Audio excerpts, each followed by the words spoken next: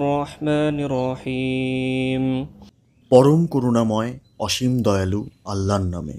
قل أعوذ برب الناس বলুন, আমি আশ্রয় গ্রহণ করিতেছি মানুষের পালনকর্তার, ملك الناس মানুষের অধিপতির, إله الناس মানুষের মাবুদের, من شر الوسواس الخناس তার অনিষ্ট থেকে, যে কুমন্ত্রণা দেয় ও আত্মগোপন করে, الذي يوسوس في صدور الناس যে কুমন্ত্রণা দেয় মানুষের অন্তরে, من الجنة والناس জিনের মধ্য থেকে অথবা মানুষের মধ্য থেকে।